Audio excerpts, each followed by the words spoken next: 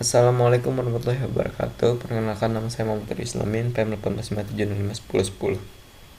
Pada kesempatan video kali ini, saya akan menganalisis tentang sebuah jurnal. Pertama, tadi ada materi tentang video.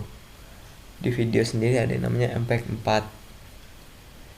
yaitu yang dirancang untuk mendukung berbagai data multimedia dan kecepatan bit dari 10 kbps hingga lebih dari 1,8 mbps. Biasanya aplikasi dari ponsel ke HDTV. Visualnya simple profile, yaitu cocok untuk streaming bandwidth rendah melalui internet. Nah, di sini saya ada sebuah studi kasus, yaitu objek berbasis watermarking solusi untuk MPEG-4 video. Autentikasi. Jadi, makalah ini menyajikan solusi watermarking berbasis objek untuk autentikasi MPEG-4 video. Watermark yang tertanam dalam DFT domain sebelum decoding MPEG-4-nya. Nah, jadi karena video berbasis objek sedang diminati dan terus mudah juga dibuat untuk diedit, sehingga dibuatlah ide watermark ini. Sehingga watermark ini digunakan untuk mengukur autentikasinya. Jadi walaupun dirotasi atau bahkan diambil, dapat terlihat keasliannya. Jadi dapat terlihat itu dari mana. Nah, di sini ada usulan watermarking skema. Sebuah desain sistem watermark yang harus bergantung pada aplikasinya. Jadi harus dapat mengekstrak pesan watermark tanpa mengakses konten asli. Walaupun ada kesalahan, asalkan koreksi kesalahan skema pengawal masih bisa diterapkan dengan muatan yang wajar.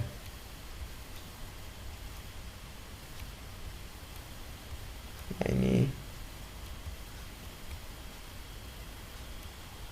ada watermark embedding. Prosedur penambahannya: 1. Selesaikan objek video untuk menyelesaikan vector agent maksimum dengan sumbu X dalam ruang 2 dimensi.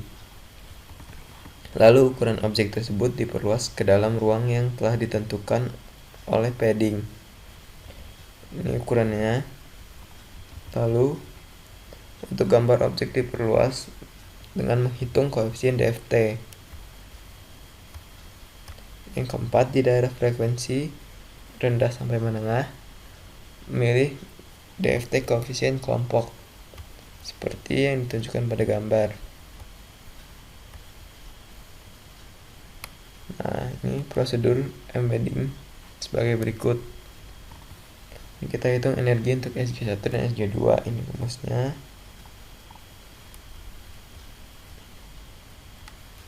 Lalu hitung ambang adaptif untuk tiap kelompok seperti ini.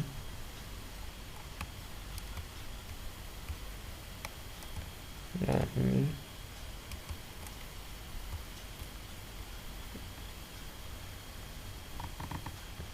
gambar watermark diperoleh menggunakan IDFT. Gambar ini diputar kembali untuk orientasi asli. Kemudian objek video diekstrak lagi menggunakan metode dalam MPEG-4 standar. Objek video diekstrak dapat digunakan sebagai masukan dari MPEG-4 encoder. Lalu ada deteksi skema. Nah, deteksi skema watermark ini prosedur kebalikan dari watermark embedding. Objek yang diterima diturunkan resolusi aslinya, kemudian ikuti prosedur embedding untuk menghitung S1 dan D2 untuk setiap subkelompoknya. Nah, ini rumusnya. Lalu ini eksperimennya. Menggunakan dua buah video MPEG-4. Yang pertama ada Akio dan serangan Akio. Yang serangan Akio untuk kinerja sistem autentikasi evaluasi.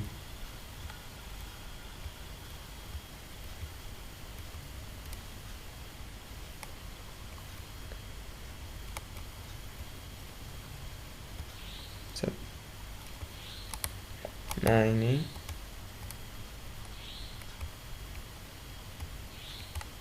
gambar 6. Ini yang gambar asli, ini ada 2 watermark. Untuk setiap bingkai objek tertanam 195 bit yang diambil 200 frame untuk pengujian. Nah, pada gambar 7 ini menunjukkan hasil kualitas video watermark dalam hal PSNR ukuran.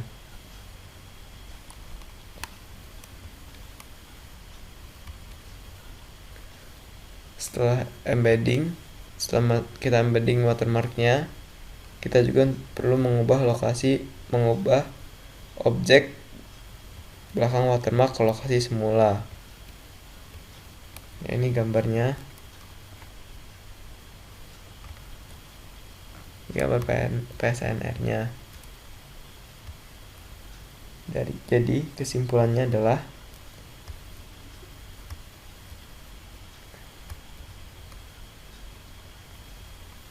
sebelum watermark, embedding, dan pengambilan,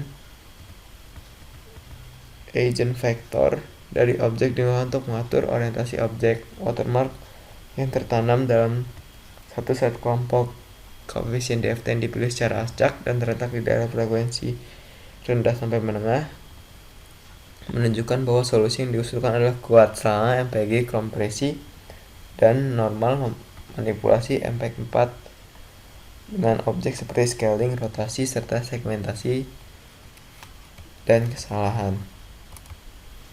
Ya, saya kira itu saja yang dapat saya sampaikan. Mohon maaf bila salah kata. Saya akhiri. Wassalamualaikum warahmatullahi wabarakatuh.